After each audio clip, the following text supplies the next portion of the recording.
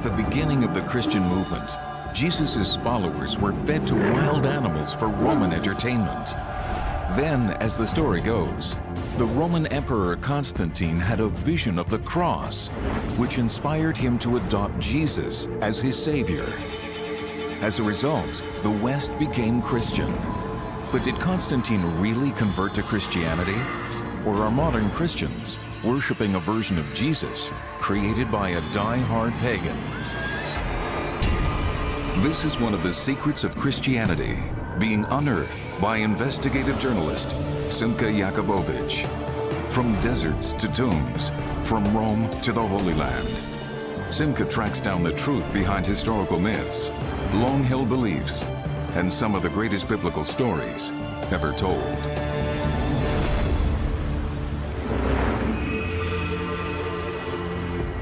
Simka has come to Turkey, to the city of Istanbul. Back in the 4th century AD, Constantine built his new capital here and called it Constantinople. By that point, Constantine had already legalized Christianity. But it's still a matter of controversy whether Constantine himself became a true Christian. I'm underneath modern Istanbul, the city that Constantine built. Until Constantine, some 300 years after the crucifixion, Christianity was essentially an illegal movement. After Constantine, within a few years, a few decades, it would become the official religion of the Roman Empire, and the reason why so much of the world today is Christian. The question is, who was he? And the religion that he created, is it a religion that Jesus would recognize? In the 4th century AD, the Roman Empire was divided into 4 major areas. Each region had its own ruler. But when Constantine's father, who ruled the West, died in York, England in the year 306, his army declared Constantine ruler of the entire Roman Empire. This sparked a bloody struggle to determine who would end up emperor. In the year 312, Constantine was pitted against the general Maxentius, who controlled the central region, including the city of Rome. Their famous struggle for power was depicted 1,200 years later in these frescoes by Renaissance artist Raphael. Based on early Christian sources, Raphael painted these narratives on the Vatican walls. And it's these frescoes that tell us the traditional story of how Constantine converted to Christianity. But there's a much older work of art that tells a different tale. It's called the Arch of Constantine, and Constantine himself had it built here, in the center of Rome, to celebrate his victory over Maxentius. Over 6 stories high, Constantine's arch was erected just 91 meters from the Colosseum, where Christians were once killed for sport. For fear of damage, the Department of Antiquities in Rome hasn't given anyone permission to examine it up close for more than 30 years. Until now. The closest you can get to Constantine is the arch behind me, across from the Colosseum. It's Constantine's Victory Arch, and on it he sculpted his narrative. The problem is you can't get close to it. In 30 years, no one has. But now, we're gonna go up and take a look. In his quest to decode the arch, Simka is joined by Constantine expert Elizabeth Marlowe, who has seen the carvings on Constantine's arch only from ground level or in photographs. Until now, she has never seen them up close. Oh my God, look at that. That is so fantastic. Look how big they are. From this elevated perspective, Simka can now see how Constantine wanted his victory over Maxentius depicted in stone for all time. This is amazing. I'm excited It's like spectacular a kid. to be up here. Everyone should see Constantine's arch this way. Constantine's arch depicts the battle between Constantine and Maxentius for strategic control of the Milvian Bridge, just north of Rome. According to the tradition depicted in Raphael's paintings, Constantine's forces were greatly outnumbered. But then, Constantine is said to have had a vision of the cross. followed by a dream of Jesus that changed his life and ours forever. In that moment, Constantine was said to have denounced the Roman paganism that he was brought up with in favor of a newfound belief in Christianity. He ordered his soldiers to paint their shields and banners with the symbol of the cross and led his army to victory. He then went on to convert the entire Roman world to the Christian faith. That's what the Christian tradition tells us. But what does Constantine's arch have to say? In this panel, Constantine's face was deliberately hacked out by a long-forgotten opponent to his legacy. Here, we can still clearly see the defeated Maxentius drowning in the river Tiber. But is there any evidence that Constantine really had a vision of the cross that converted him to Christianity? Who's that guy behind him? That's one of his own men carrying a standard. That's a military standard. No cross there. No cross there. You can't see that from down below. No. I see a shield very clearly. Yes. No cross there. No. No. When we look at the evidence from Constantine's reign itself, the Arch of Constantine really being the best source we have in the years immediately following that battle, there's no trace of Christianity on this monument. No images of Jesus, no crosses, no Christian symbolism anywhere on his arch. Considering his vision, you would think Constantine would be championing Christianity. Is it possible that there was no vision at all? In Constantine's day, emperors had to win over the Roman army. Was the vision invented to win over Christian soldiers? But wait a minute, the Roman army persecuted Christians. It crucified Jesus. There wouldn't have been Christians in the Roman army. Maybe there were. To investigate the possibility of Christians in Constantine's army, Simca travels to northern England, once the outer reaches of the Roman Empire. It's here where Constantine's rise to power began. The area is littered with Roman military forts like this one, located at Hadrian's Wall on the Scottish border. And it's here that Andrew Burley has found evidence of Christians in the Roman army. Now, what do you make of it? Well, this is not a random thing. This is a very purposeful thing. Now, corresponding with the cross inside the room in this building here, on the section of the wall next door, there are 7 crosses like this one, inserted into the wall, all in one section of wall. To have 7 so close together is very unusual.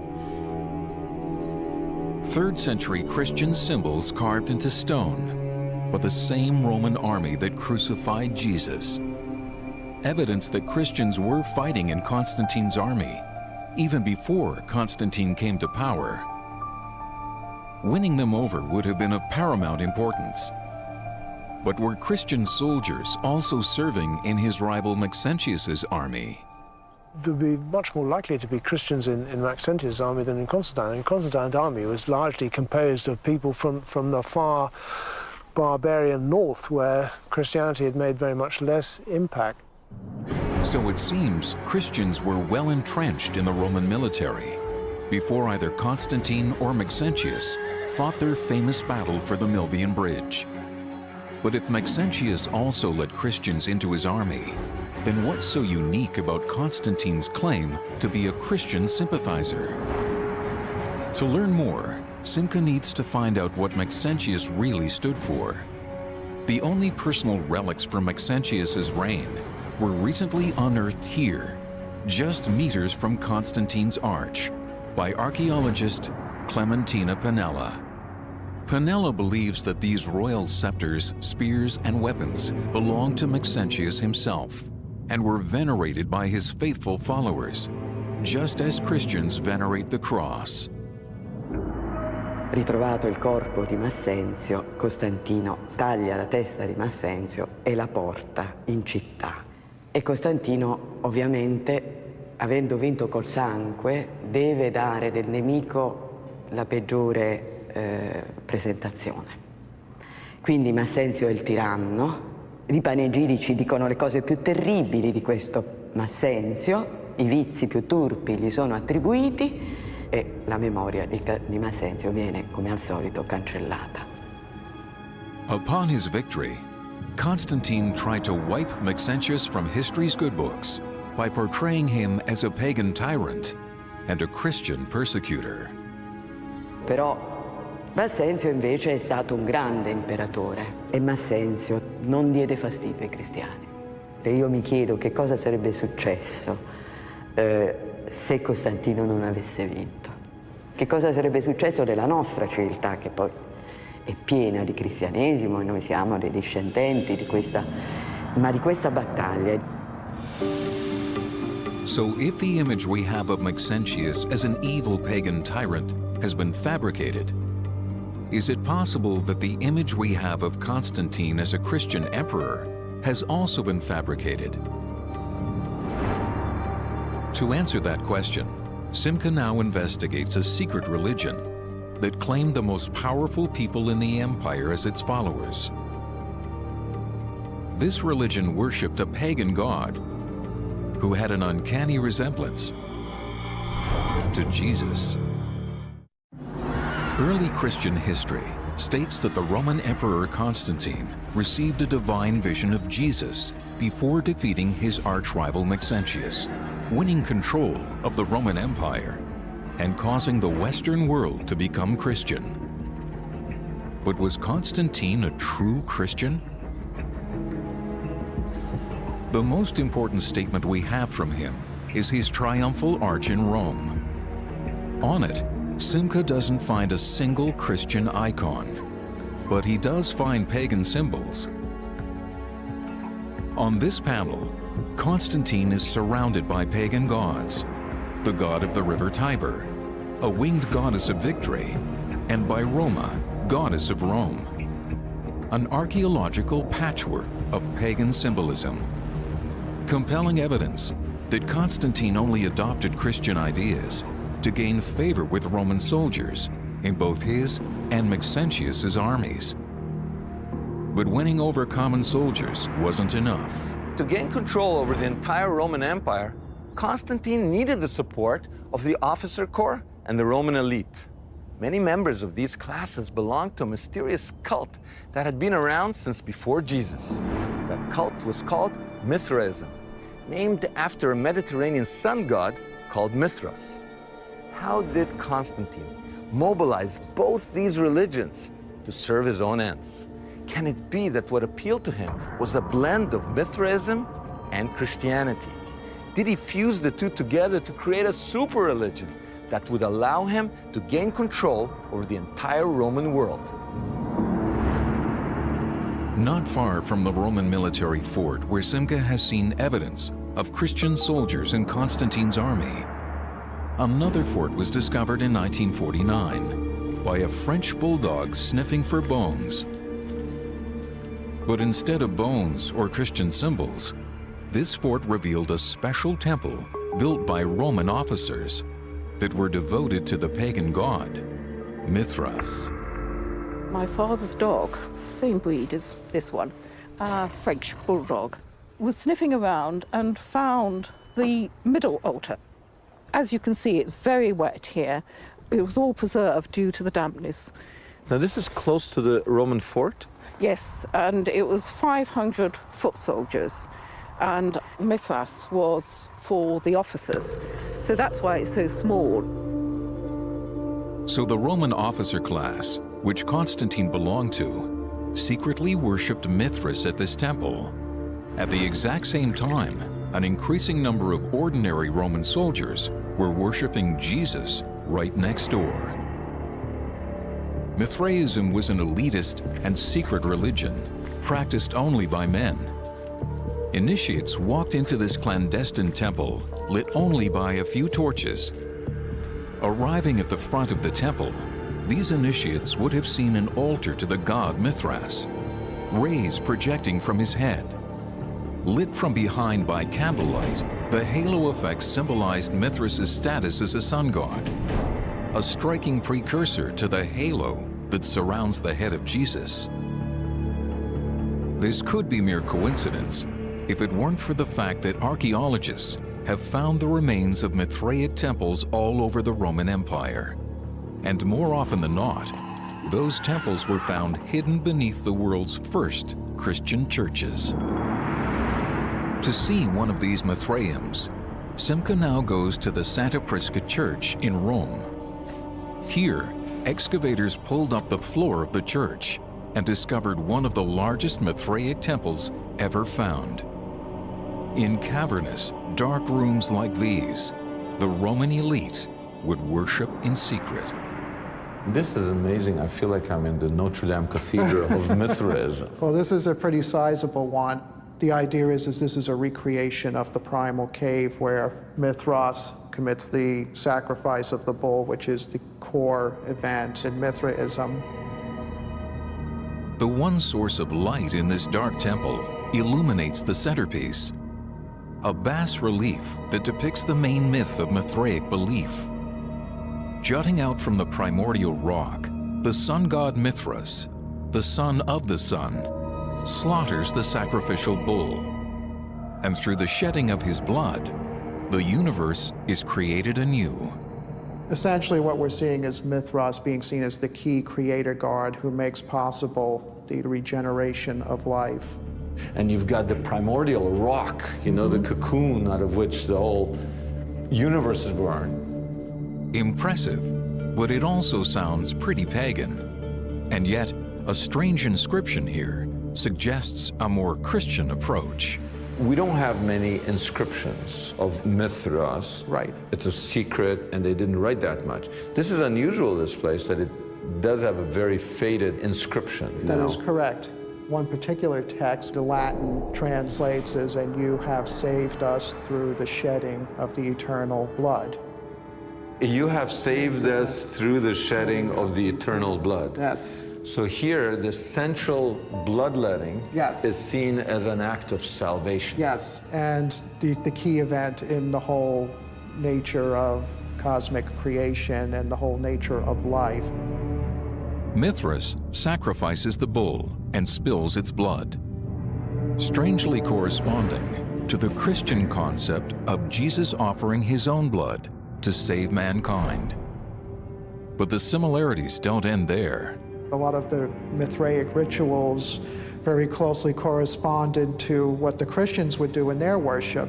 The sacred meal that they would participate in is taking the body or the blood of this sacrifice by sharing a meal of bread and wine. Here? Here. So it's communion. It's basically a communion, a Eucharist. And those who partake in this feast will live forever.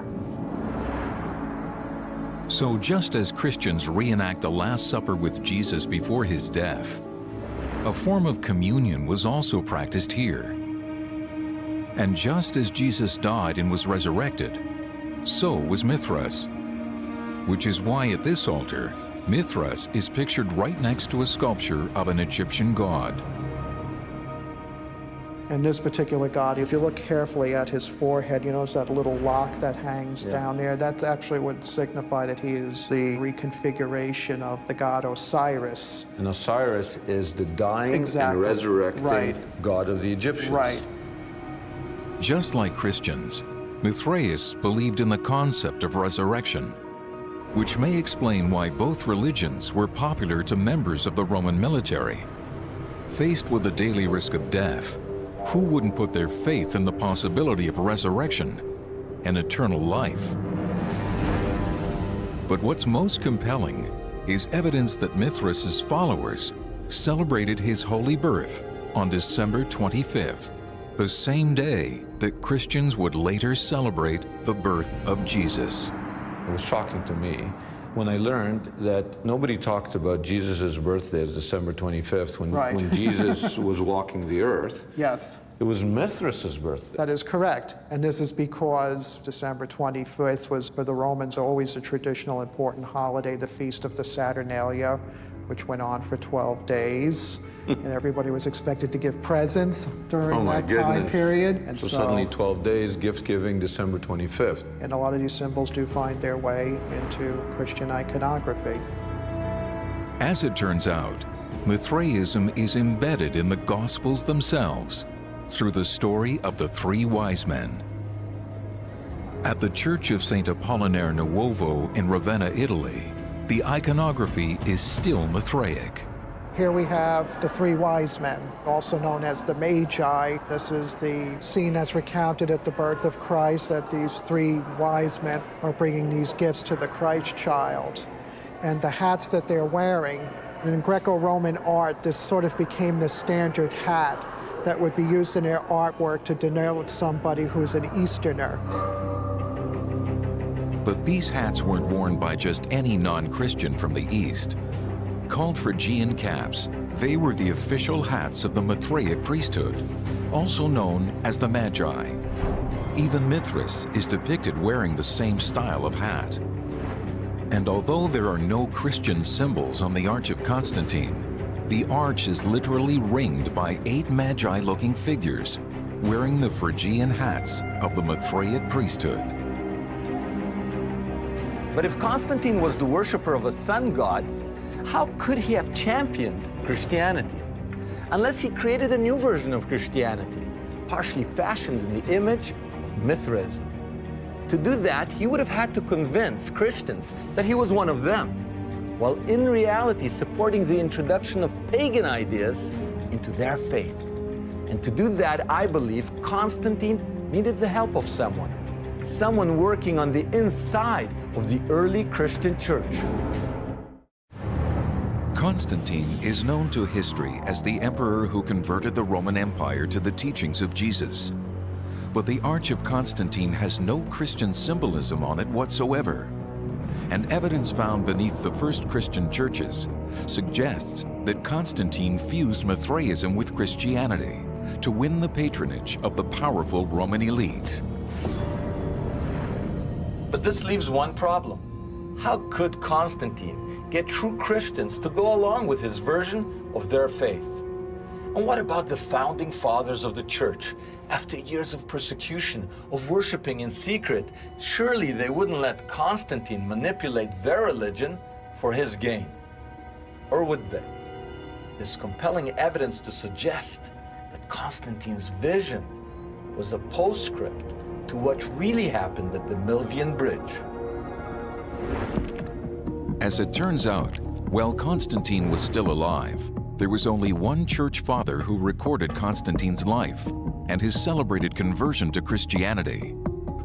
His name was Eusebius, and besides becoming Constantine's sole biographer, he also became Constantine's right-hand man in the Christian world.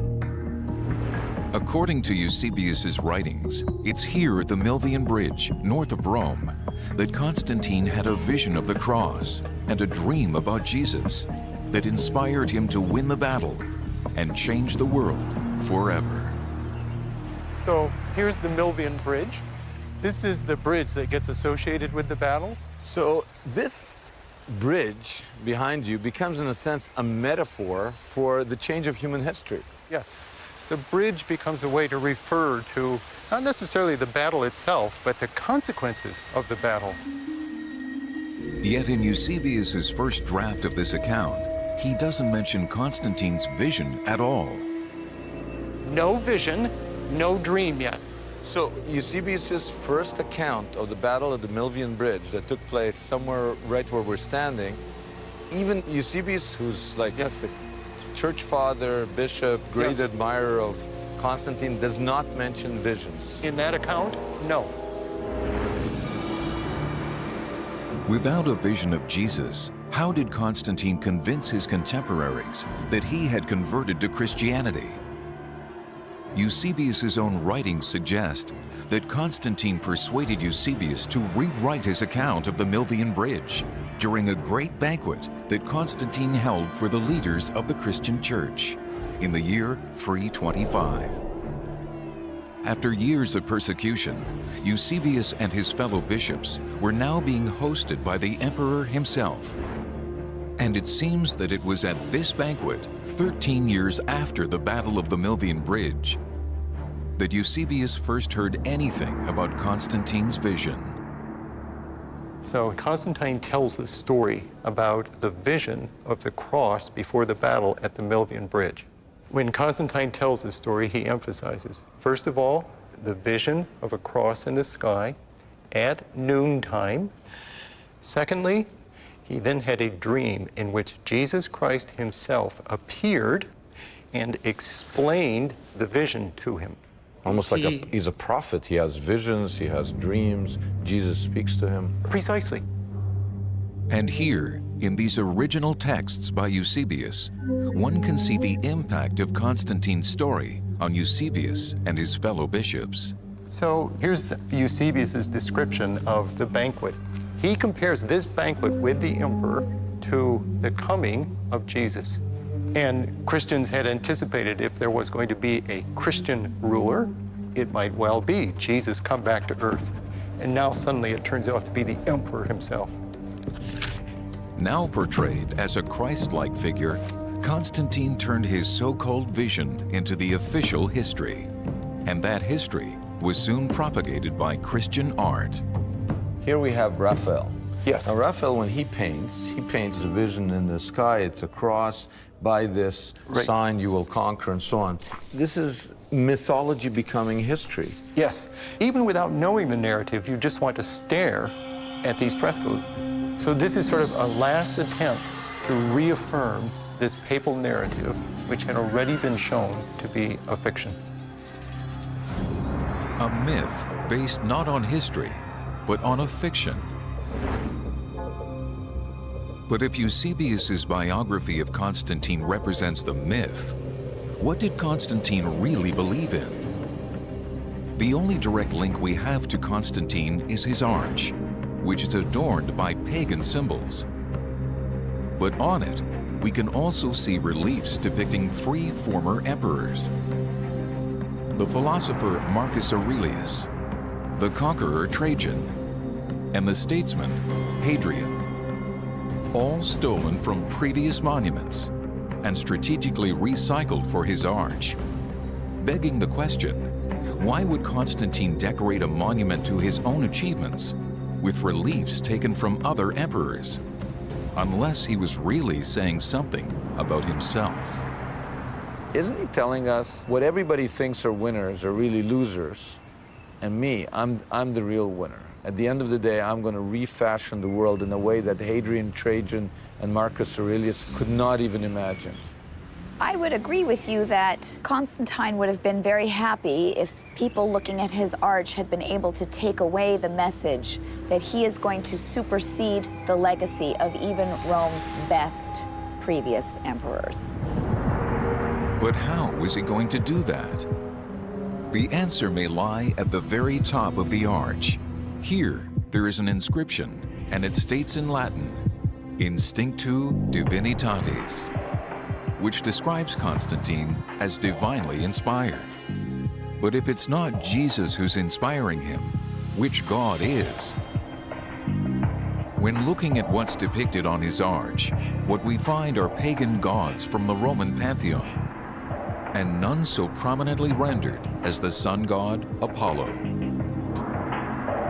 The light is amazing. And it's so appropriate with the rising of the sun god right there to have it illuminated by the sun this way. Before Constantine's alleged vision, he followed the official religion of the Roman Empire, the imperial cult, a pagan religion that worshipped Apollo above all else. Much like the pagan god Mithras, Apollo was the sun god that represented the light of creation. According to the imperial cult, Constantine, as emperor, was a superhuman avatar, the link between Apollo and the rest of humanity. And from the archaeology, it's clear that Constantine bought into this idea completely. He commissioned this 12-meter statue of himself. And not surprisingly, the statue came with an enormous head. Built into this statue's healthy hairline may be evidence that Constantine believed he was more than a mere representative of Apollo. There are dowel holes that certainly were for some kind of insert, and it seems likely that it was for a rayed crown. That's not Christian to me. To me, that's saying, I am God. Right. There's absolutely no humility in any of Constantine's self-fashioning. I mean, he's very happy to have a 40-foot tall statue of himself looming over this space in the center of Rome.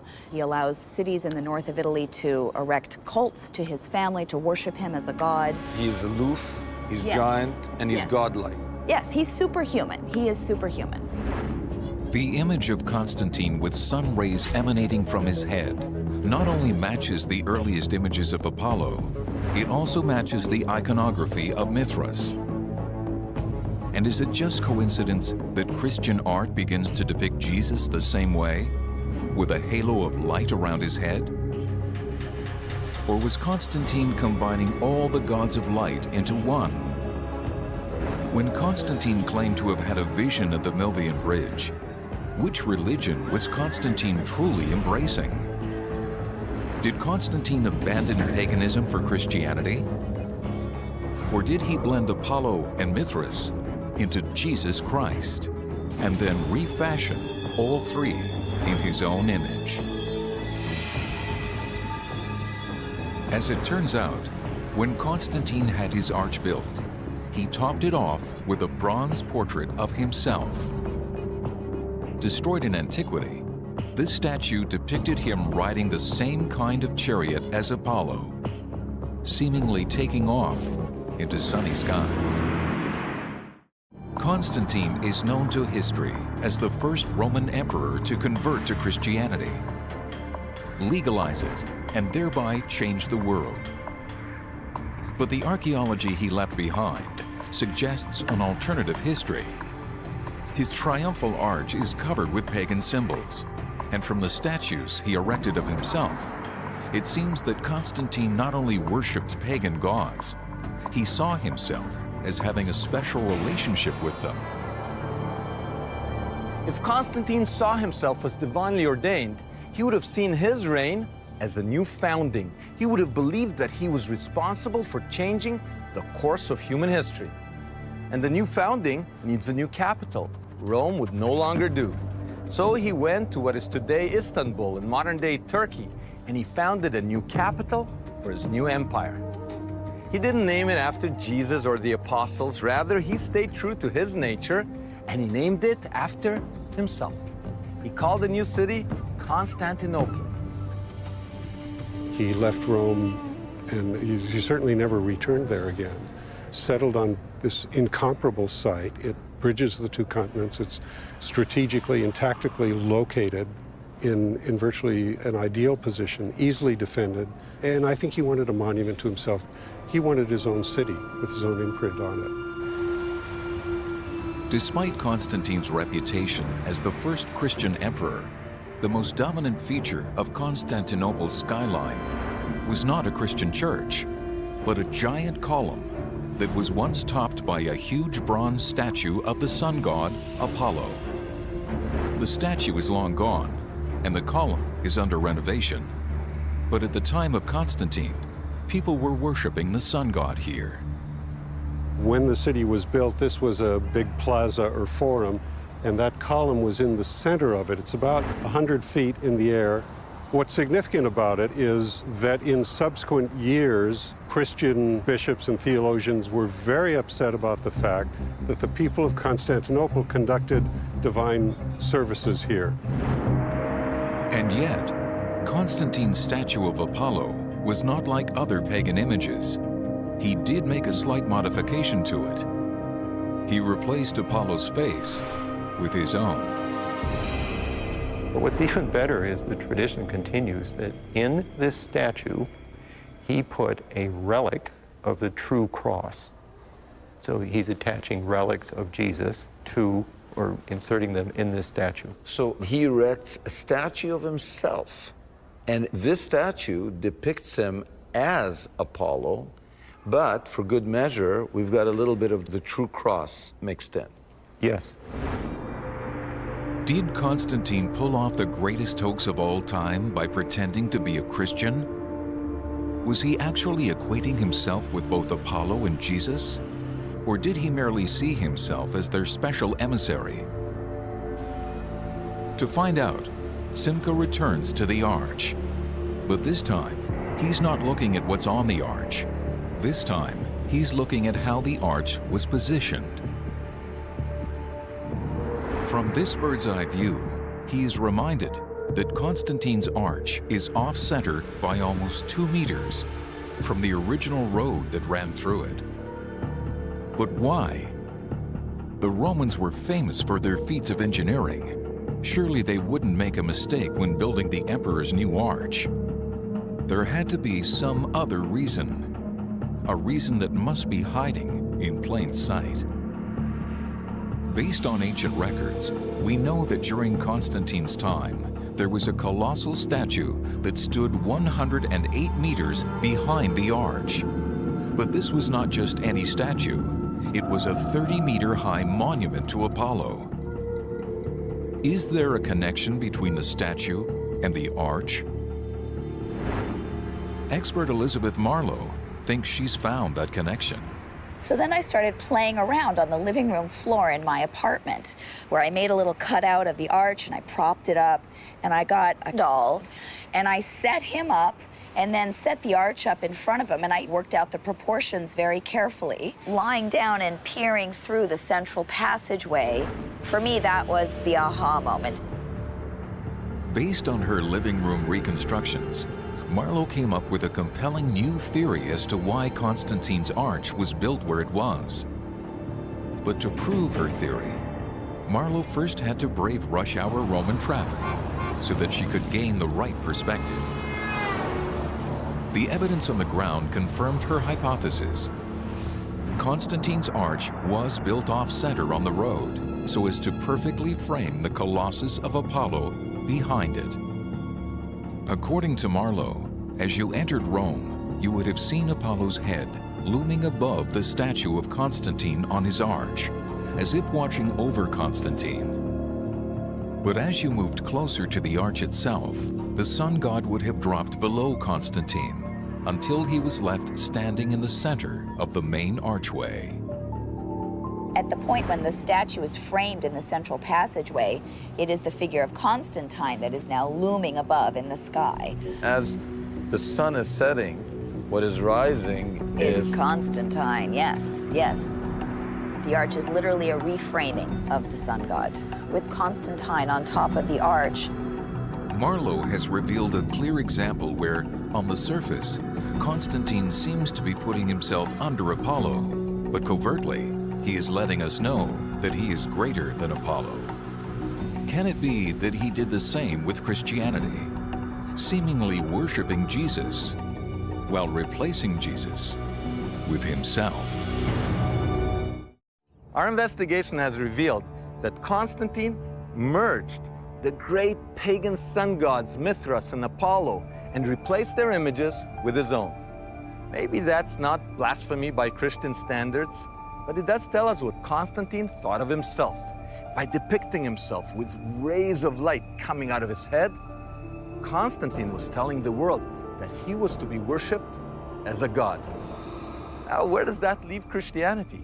Was Constantine willing to step aside and bow down to the King of the Jews as any Christian would?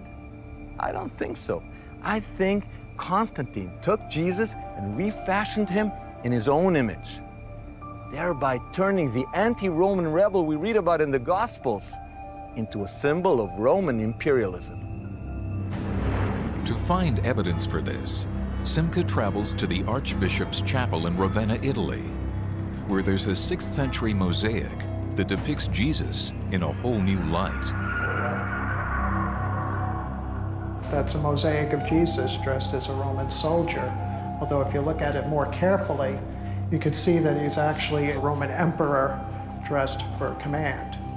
He's got the military equipment, and of course he has the cross over his shoulder. So you can kind of see that Christ is also taking on the role of being the Roman emperor. He's depicted as the emperor. As the emperor in a military role. So Constantine didn't start running around dressed like Jesus. Right. He got Jesus to dress like him. Right. The irony is that after Constantine, Jesus, who had been crucified by the Roman army, was now depicted as its leader. But what was Constantine's goal? Was he trying to change Jesus? Or was he trying to replace him? To answer this question, Simca now looks into the plans Constantine made for his own funeral. Well, he was actually buried in Constantinople in the Church of the Holy Apostles, which no longer exists.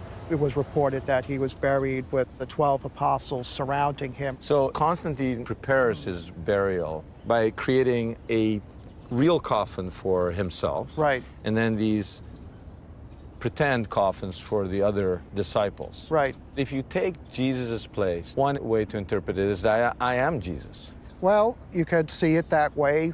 On earth, the Roman emperors do become the stand-in for Jesus, because now with the Christian Roman Empire, the emperor takes on the role as being the leader of the worldwide Christian community. But by taking Jesus' place, did Constantine see himself as someone who could promote Jesus' message or subvert it? Can the arch also answer this question? From this high vantage point, Simca suddenly makes a discovery that would have never occurred to him below. How you position something relative to something else, that's sacred geometry. He's essentially putting himself in a relationship with the Flavians. Just on the other side of Constantine's arch is the famous Colosseum, built by the Emperor Vespasian Flavius. Across on the left is a triumphal arch built by the same emperor's son, Titus Flavius. And in the center, where there is now a circular depression in the grass, once stood a giant fountain built by Vespasian's other son, Domitian Flavius, one of the greatest persecutors of early Christianity. Why would Constantine want to associate himself so intimately with the Flavian dynasty? As it turns out, the first-century Flavian emperors have gone down in history as the men who destroyed Jerusalem and the Holy Temple in it. They could literally boast that they had torched the house of God. Jesus wept for the destruction of the temple. In contrast, by positioning his arch in close proximity to the destroyers of the temple, Constantine was permanently linking his legacy with theirs. But if that wasn't enough, he celebrated the Flavian name as his own. He called himself Flavius Constantinus. Could it be that just as the Flavians boasted that they had defeated the God of Israel, Constantine schemed to defeat the religion that worshipped Jesus as God's Son? But as we have seen, Constantine was going to do it not by oppressing Christianity, but by adopting it, not by defeating it, but by defining it. He would out-Flavian the Flavians. He wouldn't fight people, he would fight their ideas. He would defeat Jesus by transforming him from a crucified Judean rebel into a Roman emperor. For 1,500 years, people accepted the story that Constantine was a true Christian, that he had a vision of the cross, and that he converted a pagan Roman Empire to Christianity. But our investigation has revealed another story, one that isn't particularly Christian. We're not the first. Other investigators have noticed discrepancies in Constantine's character, but they concluded that maybe he wasn't religious. Maybe he was just pragmatic. But maybe he was religious after all. Not in a Christian sense, but in a pagan sense. It seems that he put his faith in the sun. He believed in the Son's only begotten Son, himself. Oh, Jesus, glory to God.